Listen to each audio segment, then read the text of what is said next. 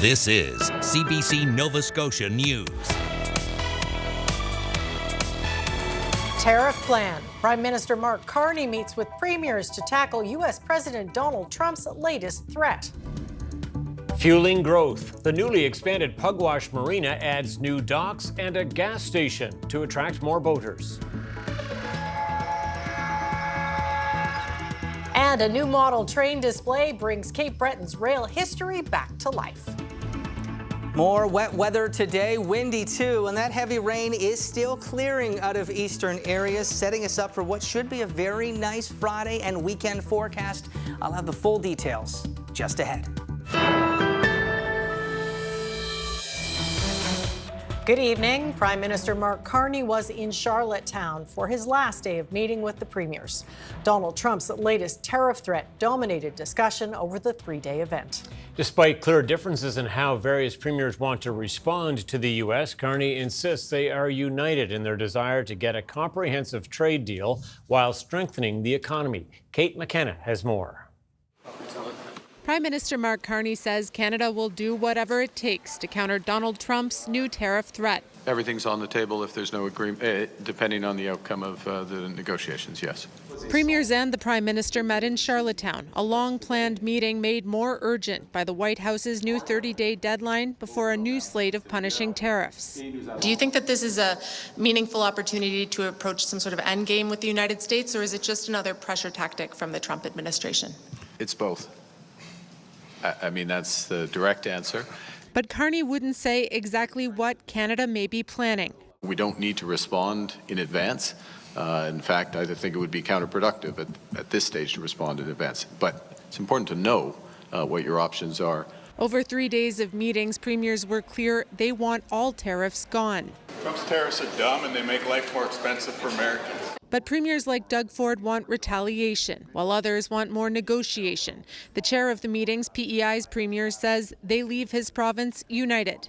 We've demonstrated that while provinces and territories may approach issues, may not always approach issues in the same way. We sometimes have different priorities or even competing interests. We share a commitment to finding solutions and delivering results. The Prime Minister and the premiers also talked about making Canada's economy stronger, in part so it's less reliant on the United States. Kate McKenna, CBC News, Charlottetown. Meanwhile, as trade negotiations ramp up between Canada and the U.S., the removal of American alcohol from store shelves is becoming a hot topic. Premier Tim Houston says the ban will remain in Nova Scotia until it is strategic to put it back. We've taken, U.S. alcohol off the shelves. But I've been very clear with the negotiating team, if there's a point that needs to end or it's helpful to our country to end that, tell me when that is. But until then, it's not coming off the shelf. Houston echoed Carney's sentiment, saying despite different approaches, the premiers remain united against new U.S. tariffs. Nova Scotia, PEI, and New Brunswick are considering the creation of a new maritime electricity system operator to become more self-reliant. The premiers for the three provinces signed a memorandum of understanding at the premiers' meeting. The deal would help keep energy affordable and ensure the grid remains stable. Premier Susan Holt says New Brunswick is well positioned to help power Canada's energy future as the power hub of the Maritimes. We are the Maritimes energy hub because of our leadership in nuclear energy. We have hydroelectric energy to share, and we have strong ties to Nova Scotia, PEI, Quebec, and New England. The provinces say there is a broad agreement that more electricity will be needed to grow the economy in the Maritimes. The man charged for his alleged role in a protest that saw the windshield of a vehicle carrying Nova Scotia's premier smashed in has been released on $10,000 bail. The 19-year-old from Lawrencetown was released on conditions that include house arrest. Premier Tim Houston was in Wolfville last week when protesters blocked vehicles carrying he and his staff from leaving a speaking event at Acadia University. RCMP say a person allegedly climbed onto a vehicle and smashed the windshield while the premier and his staff were inside. The 19-year-old was arrested last week and has been charged with intimidation and mischief under $5,000. A man has been charged with first-degree murder in the shooting death of a North Preston man last year. Police arrested a 29-year-old Cole Harbour man in connection with the murder of Jaden Tynes. The 28-year-old victim was found suffering from gunshot wounds near the intersection of Kane Street and Clarence Street in North Preston last November. He later died from his injuries. Police say the investigation remains ongoing, and there is still a $150,000 reward for information that leads to an arrest and conviction. A Pugwash Marina is celebrating an expansion, and the community is hoping the new amenities, including an on-site gas station, will fuel more boat traffic to the village. The CBC's Luke Ettinger reports. This is our first time in this spot here. This is one of the new docks at the renovated and expanded marina in Pugwash. More docks means more boats, and the 14 new spots have already sold out. It comes after years of dredging work. This wasn't here. This is all the dredged materials piled up, and that gave us the land base to have our fuel station. There's now gasoline and diesel sold on site, with hope more sailors will visit the village. The fuel here was the missing link in the Northumberland Strait. Boaters from Charlottetown and Summerside, or from anywhere from PEI, Shediac, New Brunswick, they had the option to come here now to fuel up and get back, sort of things. So far today, we've had a Sea-Doo come in to fuel up. Our largest boat took like $1,300 worth of fuel. So those big boats are what are going to make our sales. The project initially a vision of her father, Bill Mundell, who contributed $120,000 toward the project. It also garnered support from all levels of government. I was here the day the fuel tank was delivered, and I just said, Dad, I never thought I'd be excited ever in my life about a fuel tank, but it was pretty amazing. So unfortunately, he wasn't here to witness this, but I do believe he's been watching and rooting for us. It's now known as the Bill Mundell Marina. The next projects are a public slipway and a new clubhouse. Luke Ettinger, CBC News, Pugwash. All right, let's take a break. Check in on the weather forecast. Jay Scotland with us again tonight. Yes, and we got lots of rain. You've got some of the numbers. Yeah, these are the totals from yesterday. Just looking at the radar today, did see some heavier pockets again. Halifax, areas east, building in to add to those totals. And as for yesterday, not the heaviest rain for the Halifax area. Not, well, it was a substantial amount still, between 23 and 26 millimeters. We had that rainfall warning in place yesterday from the South Shore through much of the Atlantic coast. And we did see some of those heavier downpours, including down into the Yarmouth area, 79, just shy of 80 millimeters of rain. And as we look to areas east, a lot of this rain fell after these observations were filed. So we'll update the numbers tomorrow. And I think we will see a considerable addition to the Halifax area numbers with those heavier pockets that we're building through today. Good news is that rain continues to clear out. The clouds will be clearing out. There is a chance for some fog overnight into tomorrow morning, but the clouds gradually clearing to a mainly sunny, warm, and not too windy afternoon, not too humid either. And I'll be back with a full look at how the rest of the weekend is shaping up, because that Friday is looking pretty nice. Okay. Exactly. All Thanks, right. Jay. Thank you, Jay. Jay Scotland in the CBC Weather Centre. To Cape Breton now, a massive model train in Lewisburg is bringing history to life. The tracks recreate the historic 63-kilometre rail journey and bustling operations between Lewisburg and Glace Bay. The CBC's Kyle Moore takes us on a ride. A trip down memory lane feels like hopping the rail to discover what once shaped Cape Breton. One gentleman, he said, "This is unbelievable that I was able to find this." He said, "I actually have a train track set up in my backyard." He said, "I sit on that train, and when I see this here," he said, "this just blows me away. It brings back so many memories from my childhood." The entire layout inside the Sydney and Lewisburg Railway Museum looks at what life was like more than 5 decades ago along a once bustling line between Glace Bay and Lewisburg. Back in the early 1900s, there was probably, I think the busiest day was in 1913. There was 177,000 passengers. Now, the majority of those were miners that were traveling back and forth to work. So, like I say, it was a busy time. From the trees to the bridges and mock coal mines, most of what you see is handmade. Hundreds of hours spent to make this a reality. Much of the work done by volunteers. The Myra Gut Bridge alone probably was somewhere about 160 to 200 hours total. The coal mine was probably about 160 hours, maybe 80 hours. Rail was once an outlet for coal and steel, industries that dominated the island's economy for generations. All of that now just a memory. While some still hold out hope for the return of the trains to the tracks, this model track is all that's left to bring the past to the present again. History shows us where we came from.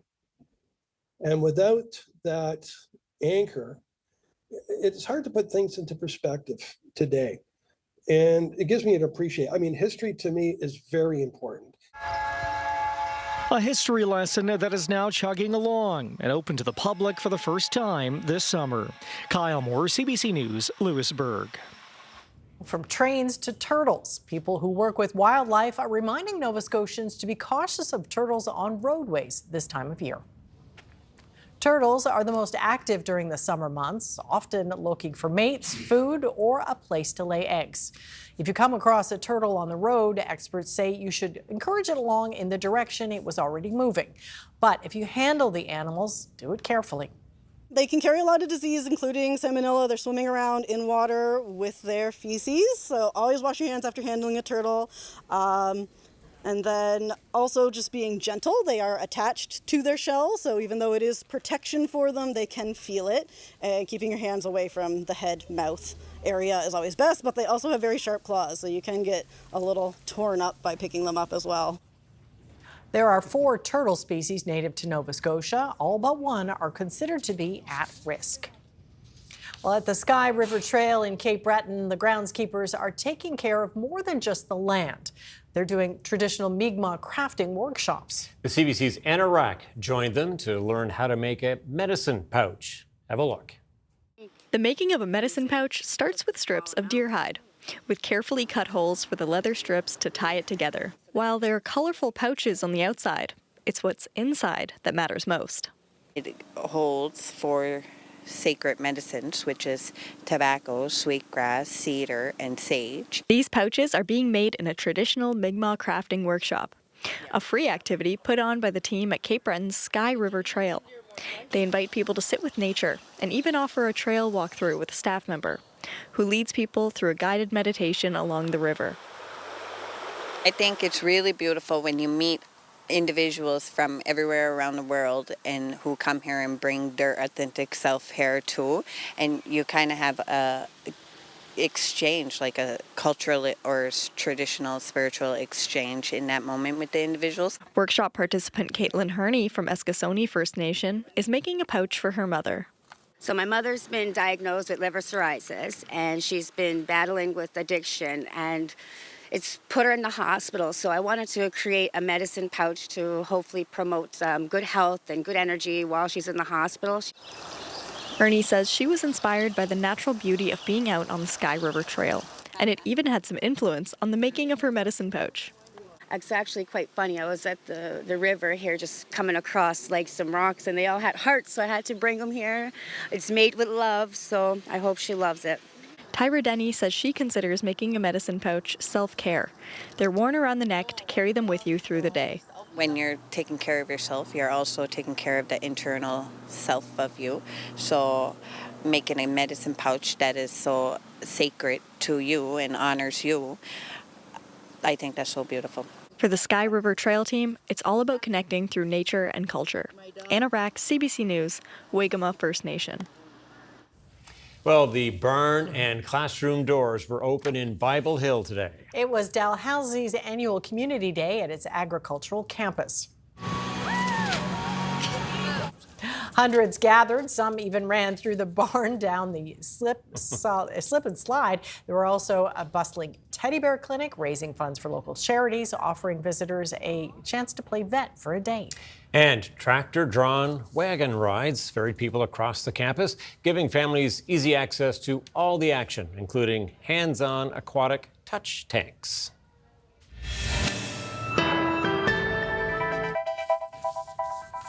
And some visitors in the Port of Halifax. Jay is up next with the full weather forecast. Stay with us.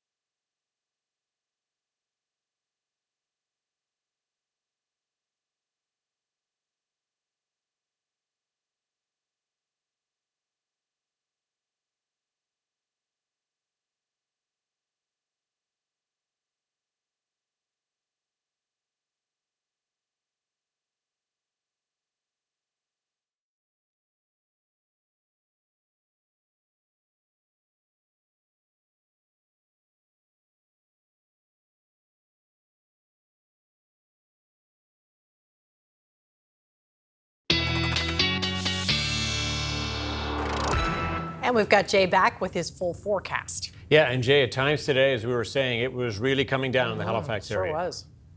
Yeah, it still had a lot of humid air in place, and we still had that stubborn boundary that has just been sitting along the Atlantic coast and through much of the eastern parts of the province. A lot of moisture to tap into, and it may not have been steady and heavy rain all day, but we did see some very heavy pockets building through parts of the province, including across the HRM today. So we'll update those rainfall totals for you tomorrow, and we'll see where we stack up when the entire system has moved through. As for tonight, that clearing trend will continue. Temperature-wise, I mean, it wasn't hot today, but there was a lot of humidity in place just because of all of that wet weather.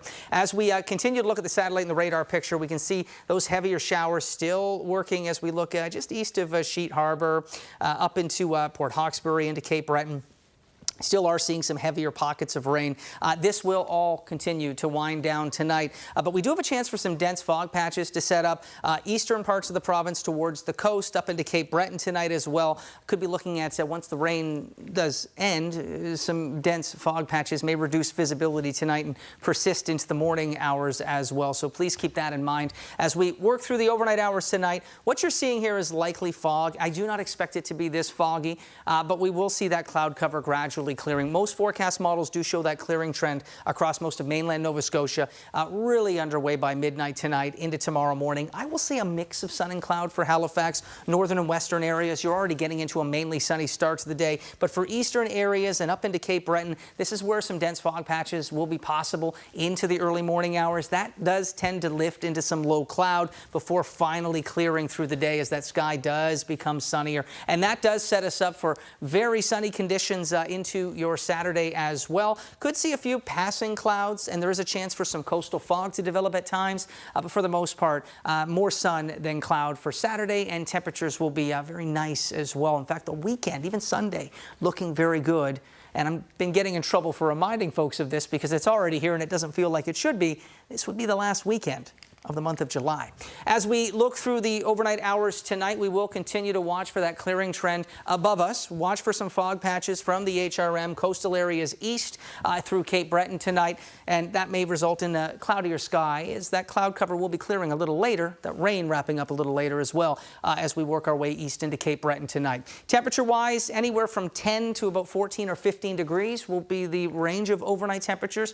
A few inland areas and low-lying spots could dip into the high single digits tonight, so it may be a very crisp one to start the day, especially for those areas where the sky is clearer and the sun is up in a bit more abundance through the morning. The early morning hours may be a little bit cooler because you don't have that cloud cover to really hold in any heat. So it will be a cool start to the day tomorrow, but temperatures do improve into the afternoon. I see almost uninterrupted sunshine from more western parts of the province. I do expect maybe a few clouds in the morning, but clearing to a mainly sunny afternoon as we look up from Halifax up to Truro. Areas east, though, you do have that higher fog potential, some low cloud. May take a bit of time for that to burn off or lift in the morning. So maybe more of a mix of sun and cloud developing through the afternoon and some cloudy periods, at least at the surface into the morning hours. But temperature-wise, between 22 and 26 degrees, and we will be looking at maybe 1 to 3 degrees above the posted temperature in terms of what it feels like with the Humidex tomorrow. So not uncomfortable, but it'll be there to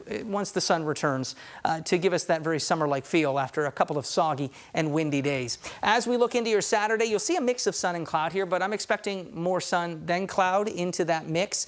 We will look at a mix of sun and cloud, but still fairly sunny conditions for much of the province for Sunday as well. Temperatures are back up into the mid-20s. Inland areas could even be into the high 20s, feeling over 30, by the way, as we look to your Saturday. And then into next week, so as we take a look at that long-range outlook, do see a chance of some wet weather into Monday, likely clearing out before early Tuesday, where we will look at breaks of sunshine with just a few cloudy periods. And there's some uncertainty under the mounts in terms of the amounts, but there is the potential for some more moderate to heavy rain as we look towards the end of next week as well. Wednesday, we'll see light but steady rain, possibly some heavier rain on Thursday, but it is only Thursday. We're talking about a week ahead, so some time for change on that. But to get us through the weekend, lots of sunshine. Temperatures back where they should be a nice wrap to the month of July after the last weekend of July after what was a wet and windy couple of days. Hard to believe. Does sound good. You're right, Jay. Okay, thanks so much. Thanks, Jay.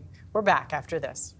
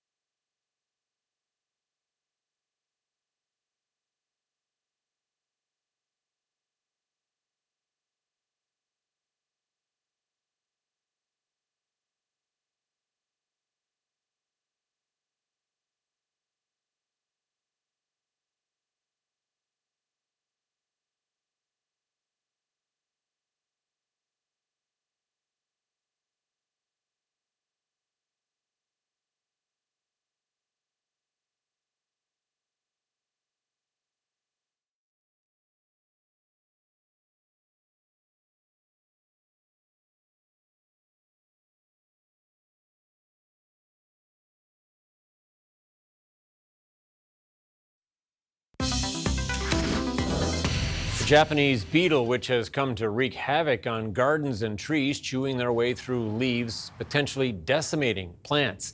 They reproduce rapidly, and gardeners and growers are desperately looking for solutions. Well, now hope may be on the horizon. Paul Abram, a research scientist in entomology and biological control at Agricultural and Agri-Food Canada, with us now. So, sir, let's start with the beetle itself. It wasn't that long ago we barely saw one. Why are they such a menace now?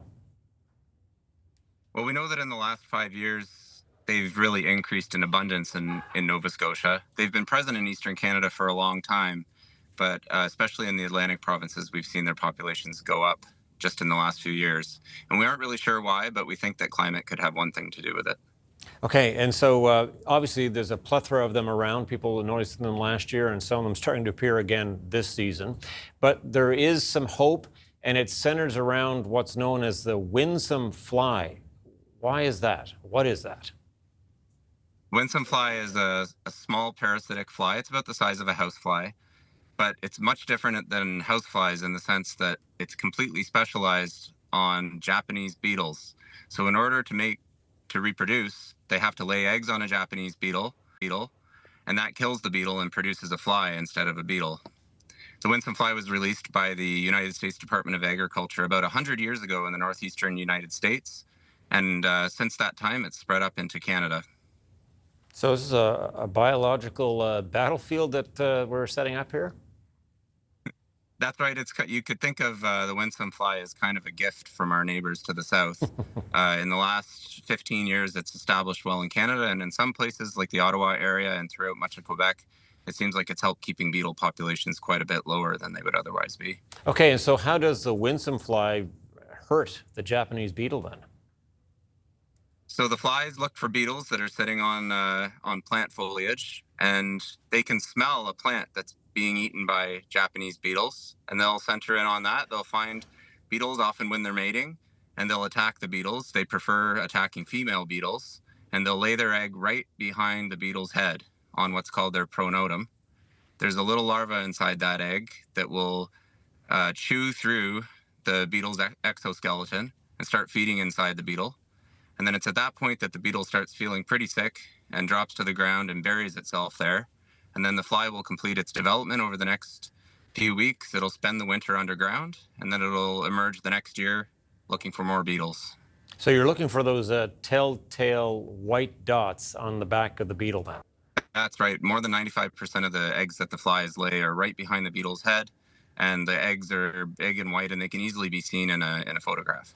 Is there much evidence that the winsome fly is having much of an impact in Nova Scotia? The presence of the winsome fly has yet to be officially confirmed in Nova Scotia. You know, researchers are careful, and we want to make sure that the eggs that are being seen in those photographs from the Nova Scotia gardeners really are what we think they are. But if the identity is confirmed, then the next question will be what kind of impact they're having. We can only sort of speculate based on what we see in Ontario and Quebec, but once the fly gets well established, it does seem like it helps suppress the beetle populations. Okay, so there you go. And some of that evidence beginning to come in here in Nova Scotia, where gardeners are submitting some of these beetles with the white dots on them. So hope springs eternal here in Nova Scotia, I guess. But when you talk about a dent in the population of the Japanese beetle elsewhere, how significant a dent can this fly make? We see parasitism levels, so the percentage of beetles that have eggs on them, it can really vary widely depending on where you are and when in the season it is. But seasonally at some sites, we can see percentage parasitism up into the 30 to 40% range, sometimes even higher. We're doing research to figure out how much impact this is having on the beetle populations, and we think that it could be fairly high. We think it could cut the beetle populations by up to half in years and in places where it's doing well. Is there any other treatment that people could use to try and reduce the presence of the Japanese beetle here? What a lot of gardeners like to do is carry around a bucket of soapy water, warm soapy water, and just throw the beetles in there.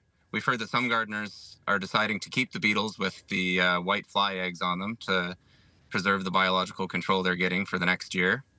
And then there's also nematodes that are available as bioinsecticides that some gardeners are using. And there's also traps that folks can buy in order to monitor for the beetles. It's not really clear if the traps help reduce beetle populations in your garden, though. Okay, and if we get a good cold winter, might that help too? It does seem like beetle populations are lower following years where there's drought or severe winters. Okay. Well, we're becoming bug experts here, particularly when it comes to the Japanese beetle, learning a lot and more to learn and do to try and tame their populations a little bit here, I guess. Paul Abram, really appreciate your time today on this. Thank you so much. Thanks a lot. Coming up, Donald Trump's latest tariff threat has left some small Canadian industries with an uncertain future. And Canada is on track for a historic tornado season with 83 tornadoes already confirmed across the country. Right now.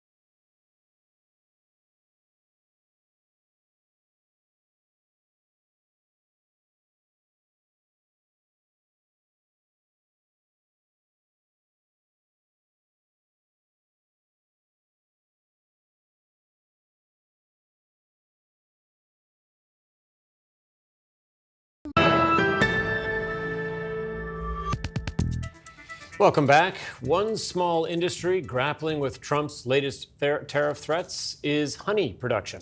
About half of what's made here goes to the U.S. As Cameron McIntosh shows us, beekeepers are shocked they're a target. So how safe is it to walk up to this? Well, I think we're going to be okay. These bees are pretty happy because they're foraging right now.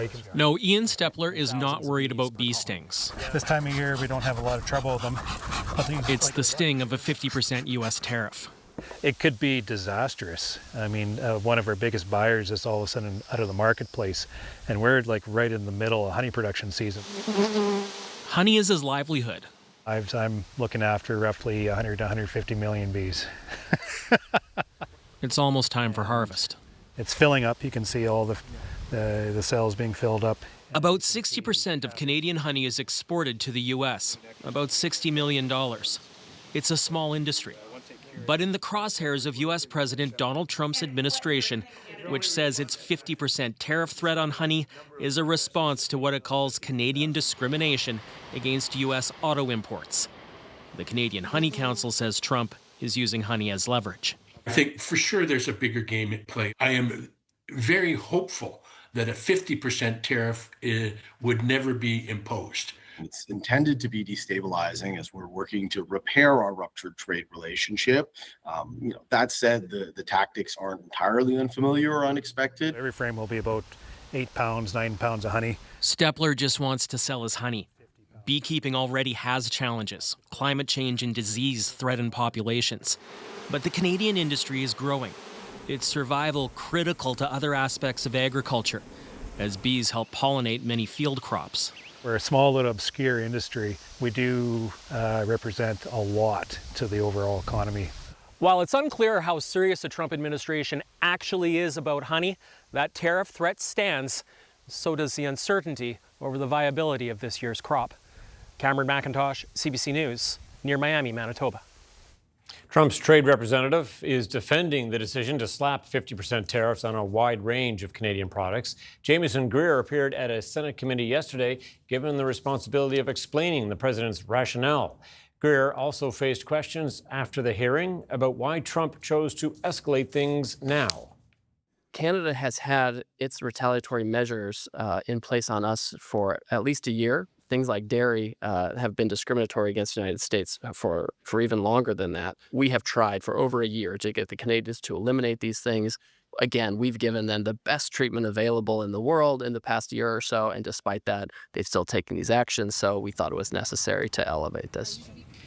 Greer was also grilled by senators about the state of trade talks with Canada and Mexico. He says he's hopeful he'll have options for potential deals by the end of the year, but he hinted those could include separate agreements with each country. Police say a cross-border investigation centered in Windsor, Ontario, has led to one of the largest drug busts in the province's history. Several firearms have also been recovered.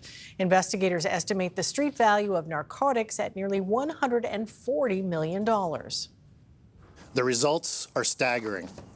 Investigators seized nearly 1.7 metric tons of drugs along with 17 firearms. Authorities say 21 people have been charged with more than 100 offenses. 19 of the accused have been arrested. 2 more are still wanted. Police say alleged criminal groups were attempting to smuggle the drugs across the Canada-U.S. border. Several police forces from Canada and the U.S. were involved in the probe that began in January 2025. The Ebola outbreak in Africa has reached a grim milestone. Health officials now say more than 1,000 people in Congo and Uganda have died from the virus.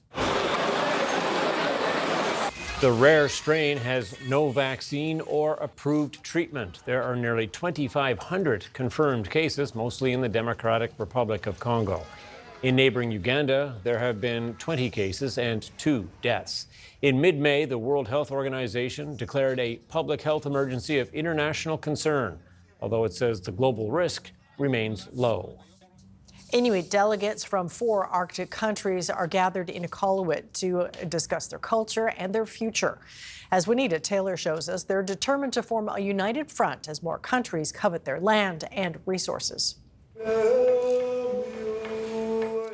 A cultural performance from Greenland to kick off 3 days of important and timely discussions. The world is paying more attention to the Arctic, our homeland, than ever before. Arctic security, sovereignty, and self-determination are on the agenda at the 15th General Assembly of the Inuit Circumpolar Council, or ICC. It represents roughly 180,000 Inuit from Alaska, Canada, Greenland, and Russia, who together sent about 70 delegates here. Despite all the hardships, this meeting is finally happening, said Irina Mishedakova, who leads the Chukotka ICC in Russia's remote northeast. We are one, we are united. ICC was created in 1977 to advocate for Inuit rights. More recent threats to those rights mean the ICC's workload is growing, says the outgoing chair from Greenland. The expressed interest from the U.S. is also a symbol of something bigger, a bigger change in the world. And that's what concerns me the most. Herb Nakamayak is president of ICC Canada. We want to ensure that we're conserving the environment, protecting our culture and language and ways of life. To build the future of the Arctic together. A message from Prime Minister Mark Carney echoed a major theme here. So even as the world pays closer attention to the Arctic, you will decide what happens here. Inuit advocating together for future generations. I hope they will say that this was a generation of Inuit that chose hope over fear. The Assembly wraps up on Saturday, with Canada set to lead the ICC as chair until 2030. Juanita Taylor, CBC News, Iqaluit.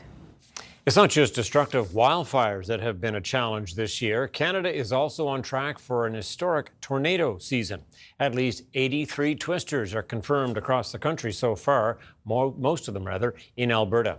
The CBC's Joe Horwood tells us why. There's trees laying on the roof. When a tornado hits, it can change lives. Yeah, underneath there's a backyard fire pit. We used to sit there and roast wieners and have a good time. This season, more tornadoes than usual are being counted from Alberta to Quebec. If it continues on like it has been the last several months, we're looking at a record season here, particularly the prairies. The Northern Tornadoes Project says Canada has seen 83 tornadoes this season, 70 of those in Saskatchewan, Manitoba, and Alberta. Well above the 30-year average for those provinces. In Alberta's case, it's like almost 3 times. He says higher moisture levels are adding fuel to storms, as a heat dome over the U.S. provides the lift required to create a tornado. So, you don't get the fires, you get the thunderstorms and tornadoes instead, right? Environment and Climate Change Canada says better reporting of tornadoes is one likely reason for the increase. Everybody has cell phones now, so there's more social media reports than ever before. So I think we're actually documenting more tornadoes. Not that there's actually more than there was previously, but we're able to find them. The Northern Tornadoes Project is using that data to improve tornado risk assessment. From where it come from, I don't know. Oh, my goodness. And to advocate for better warning systems, along with changes to building codes. That will better keep the roof on a house, better connections between the roof and the walls. That could prevent more Canadians from losing their homes. It's disheartening, but nobody's injured, so that's the main thing. As tornado season peaks this month, Canadians should expect to see more alerts and possibly more cleanups. Joe Horwood, CBC News, Calgary.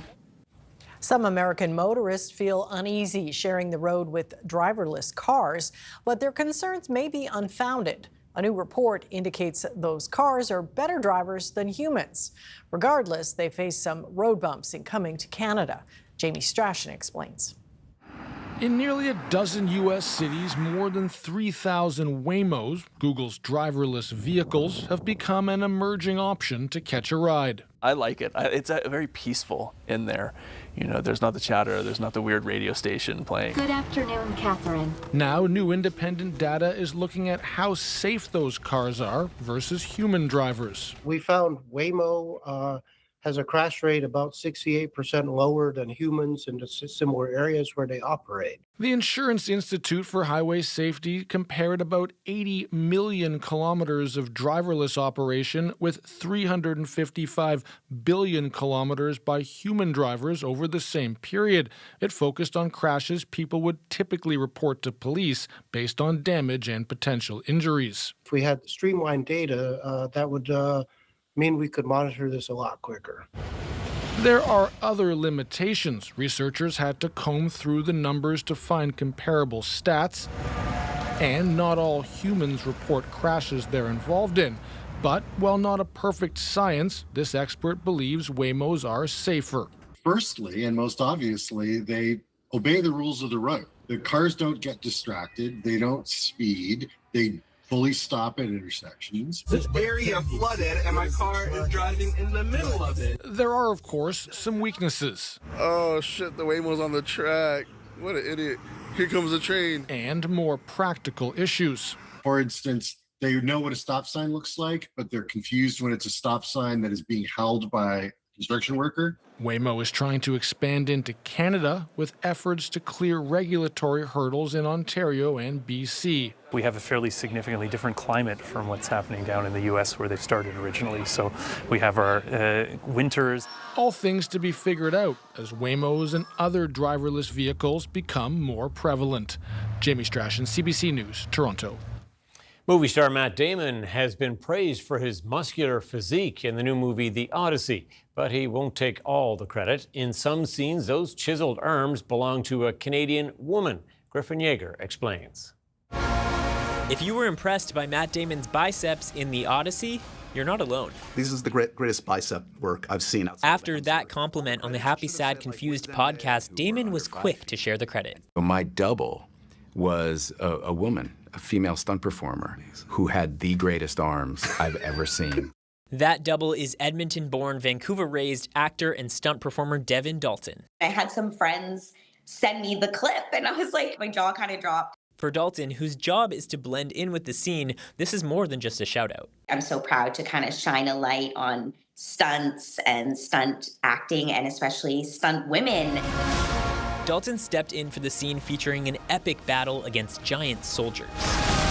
Director Christopher Nolan used a technique called forced perspective to make Odysseus and his band of men look small next to the giants. There were these kind of stuntmen who were all 7 feet, right? And then they got stuntmen who were under 5 feet. I'm only like 4'6" on a good day. Dalton's recognition comes as the Oscars prepare to introduce a new category to honor the best in stunt design. A lot of people who kind of aren't in the film industry don't recognize that there is somebody else in that costume. It's just exciting that people are now recognizing how much work goes into this. The Odyssey pulled in more than $360 million globally in its opening weekend, which means Dalton is now part of the biggest debut ever for a Christopher Nolan film. It almost makes me emotional because I started in this industry as a dream. It's like committing to an ultra marathon, not a sprint in this career. And that training is paying off. Dalton has more than 80 stunt and acting credits. I've worked with Devin a lot as an actor. Couldn't happen to a nicer, more committed, more courageous artist. A major flex for Canadian talent. Griffin Yeager, CBC News, Toronto. Canada's main stock index fell nearly 300 points and U.S. markets fell as well, while the price of oil rose to top $90 U.S. a barrel after attacks on 2 Saudi oil tankers in the Red Sea. A look at the numbers now as we head to break.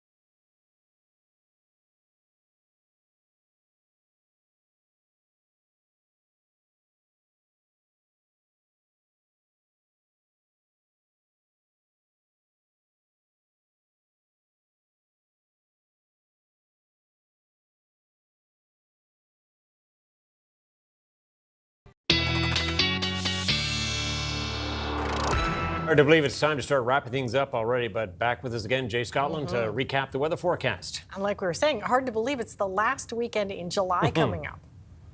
I'm glad you said it this time and not me, because folks aren't happy. Folks aren't happy when I point that out.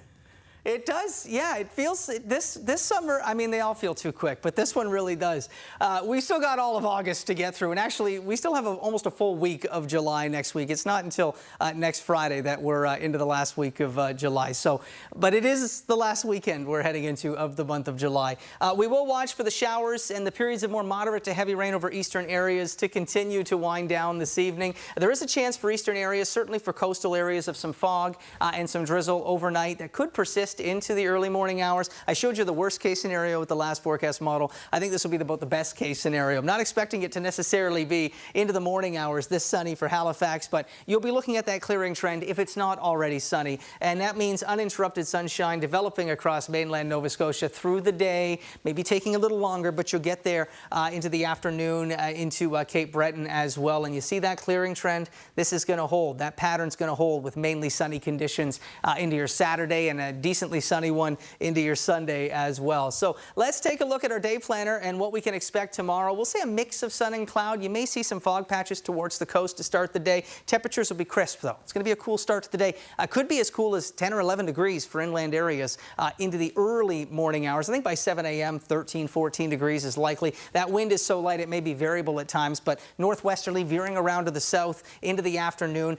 We'll see a mix of sun and cloud to possibly a mainly sunny sky for your lunch break, and I do expect mainly sunny conditions into the late afternoon. Temperatures anywhere from 21, 22 by the water to as warm as 24, 25 inland. Should be a nice one for your Friday, and we'll cut and paste that sunny and warm forecast into Saturday, and we'll make it hold for Sunday as well. Perfect. Make it do that. All right. Thanks so much, Jay. Yeah. Thank you, Jay.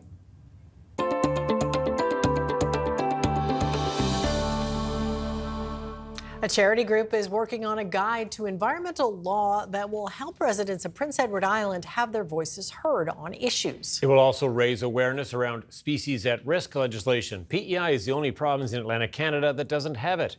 The CBC's Nancy Russell reports. East Coast Environmental Law is putting together a new guide for Prince Edward Island to help the public understand environmental laws in the province. It's important for the public to know what their rights and responsibilities are, either as landowners or as the public who cares about environment and environmental issues. And it's also important to know for the public to know what the government's responsibilities and obligations are under the law. Well, certainly we get lots of questions that sometimes as biologists we're not qualified to answer from a legal perspective, and so having a resource like this guide will be great to be able to liaise with islanders around their questions. Melissa Cameron says Island Nature Trust gets a wide variety of questions. Protection of land, so whether that be the Natural Areas Protection Act or how to privately protect land, and then also what protections exist for wetlands, species at risk, and biodiversity in general. East Coast Environmental Law recently won a legal challenge around better protection for the endangered piping plover. That case involved federal rules, but Rochelle Martin says there's also more that PEI could be doing. Prince Edward Island is the only Atlantic province right now that doesn't have standalone legislation to protect species at risk. So right now there are some powers for the minister to list species under the Wildlife Conservation Act. And then once a species is listed, there are things that can be done to protect the species and its habitat. But since the act has been enacted, the Wildlife Conservation Act, 28 years ago, there hasn't been any species yet listed under the act.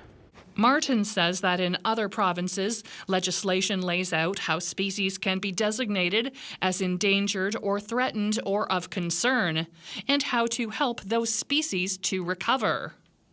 So we're seeing that in the other Atlantic provinces, and we see an opportunity, a big opportunity here in PEI to follow suit. If we could move forward to standalone legislation, I think it'd be a great step. East Coast Environmental Law also gets questions about protecting wetlands. Frequent concerns about development of wetlands and what types of protections are in place for wetlands. Martin says the goal is to have the new environmental law guide available in the fall of 2026. Nancy Russell, CBC News, Charlottetown.